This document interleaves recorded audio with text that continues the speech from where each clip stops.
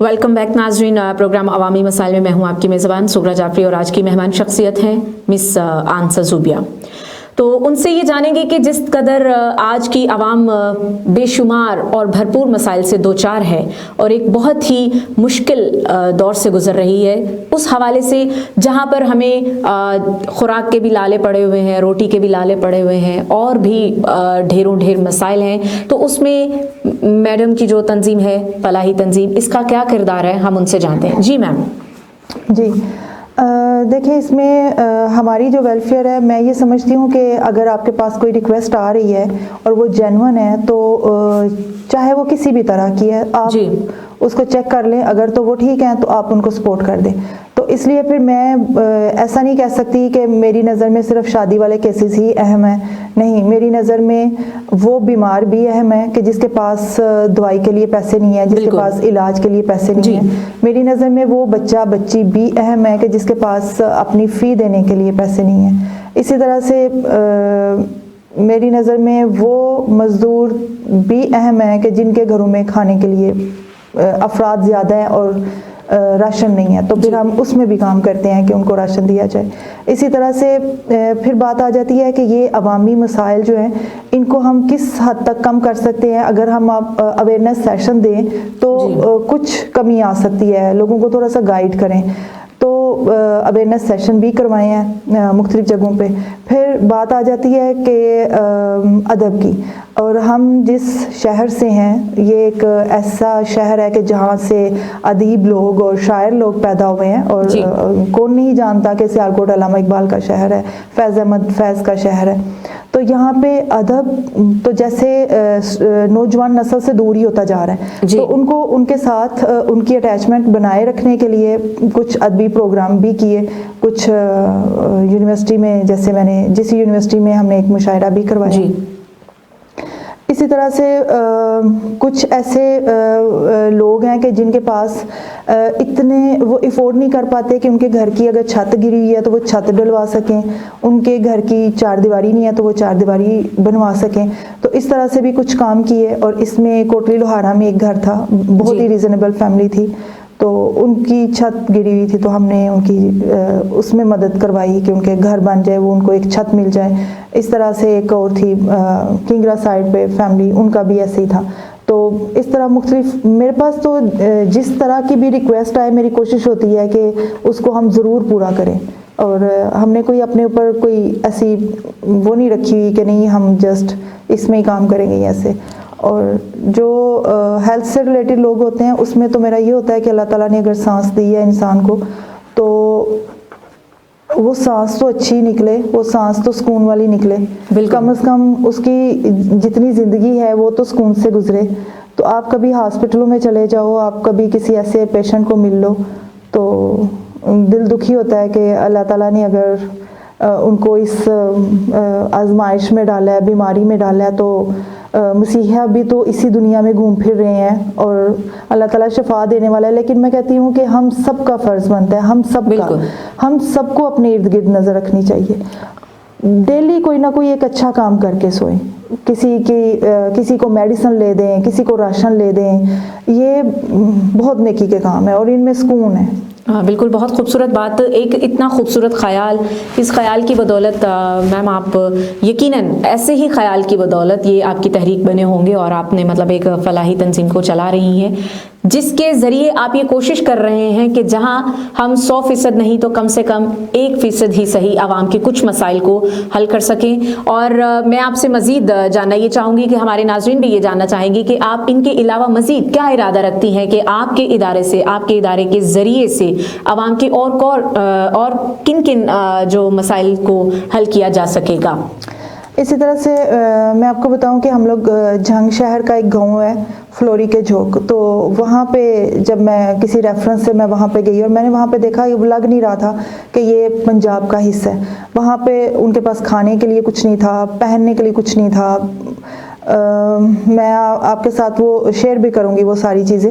جی وہاں پہ اسکول نہیں تھا, وہاں پہ مسجد نہیں تھی, یعنی کہ وہ بچے صبح اٹھتے ہیں اور بس آوارہ زندگی گزاری, ادھر ادھر گلیوں میں سڑکوں پہ بھاگے اور شام ہوئی اور سو گئے, یہ ان کی وہ روٹین تھی.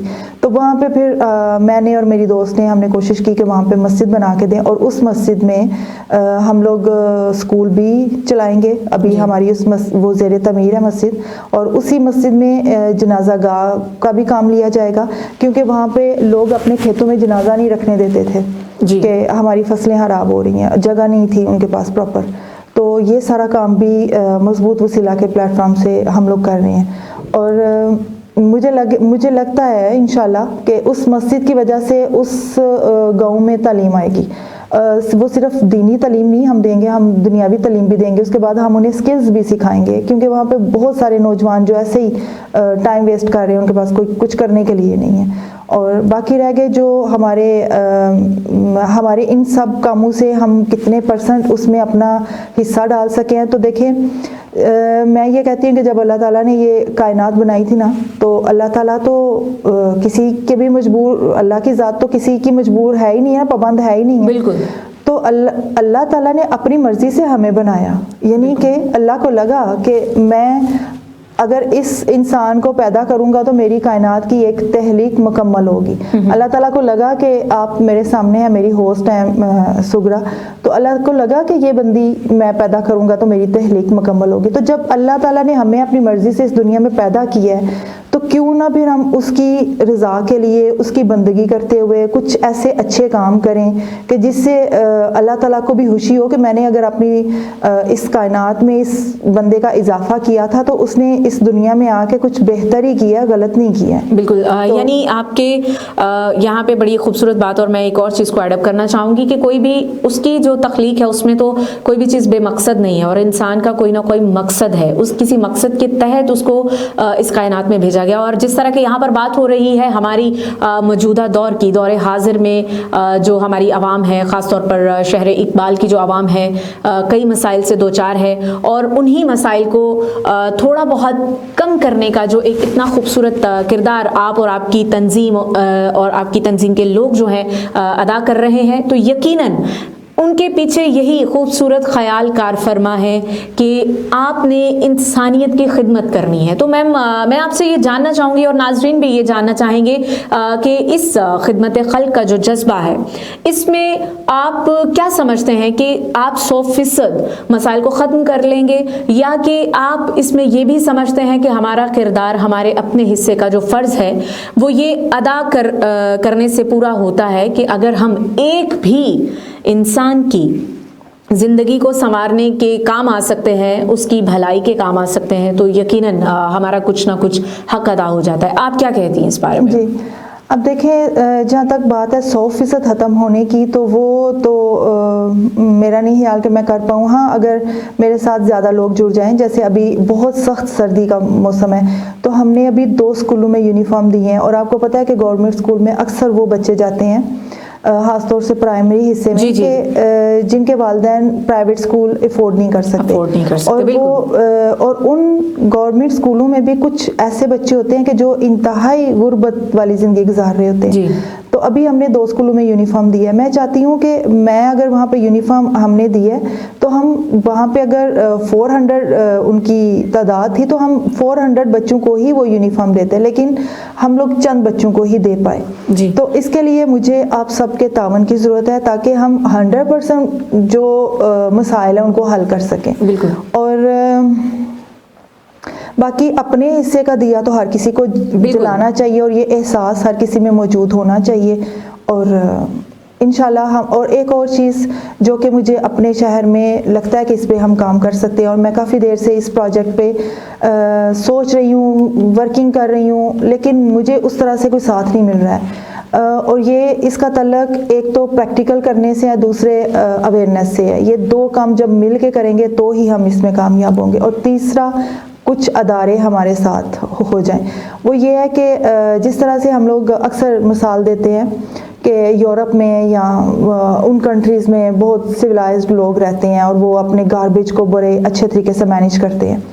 تو کیا وہ سینس، وہ عقل، وہ شعور ہمارے اندر نہیں آ سکتا؟ ہم سیال کوٹھیوں کے اندر، ہم پاکستانیوں کے اندر نہیں آ سکتا؟ آ سکتا ہے۔ میں نے اس سلسلے میں کوشش کی ہے کہ میں کچھ اسکول ایسے جہاں پہ میں 3 ٹائپس کی 3 کلرز کی باسکٹ رکھوں، اور وہاں پہ ان بچوں کو، کیونکہ وہ بچے ہی کل کو ایک معاشرہ بنیں گے، بالکل ان بچوں کو ہم یہ اویئرنیس دیں کہ آپ نے اپنے پلاسٹک علیحدہ سے ڈسپوز کرنے ہیں، اپنا کانچ اس کو الگ سے کرنا ہے، پیپر الگ سے کرنا ہے، باقی جو آرگینک چیزیں ان کو الگ سے کرنا ہے۔ تو اس طرح سے یہ ہے کہ ایک تو اس کو ریسائیکل کیا جائے گا اور اس کو ڈسپوز آف کرنا ایزی ہو جائے گا، اور یہ جو ہماری ہر جگہ پہ اتنا بڑا مسئلہ بنتا جا رہا ہے کہ ہمارے گلی محلے صاف ہی نہیں ہے گاربیج کی وجہ سے، تو اس میں مجھے تعاون چاہیے کچھ ایسے اسکولز کا کہ جو چاہتے ہیں کہ ان کے اسکول میں ہم جا کے تو ایک اویئرنیس سیشن کروا سکیں،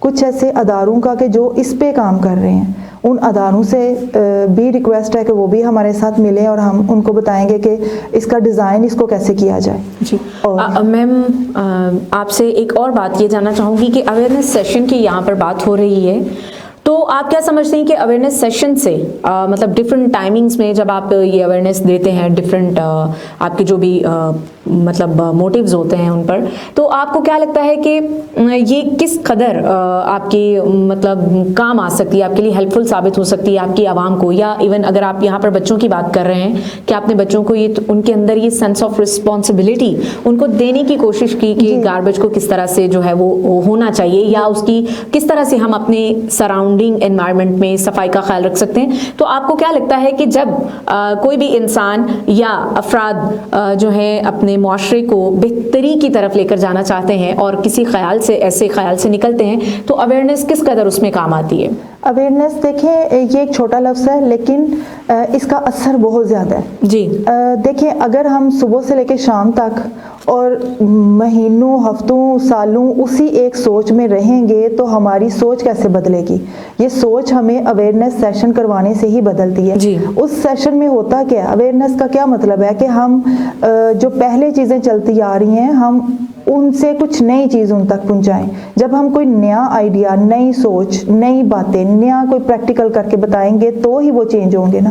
تو اس لیے میرا خیال ہے کہ یہ سیشن بہت ضروری ہے، اور اویئرنیس کسی ہماری قوم ماشاءاللہ بہت عقل و فہم والی قوم ہے، لیکن بدقسمتی سے ہم اس چیز سے بہت نیچے ہیں، یعنی کہ ہم سوچ سمجھ نہیں رکھتے ہیں اس طرح سے، ہم چیزوں کو اتنی سوچ سمجھ کے استعمال کرنا نہیں جانتے ہیں، ان مسائل کو ہم حل کرنے کی طرف نہیں آتے ہیں۔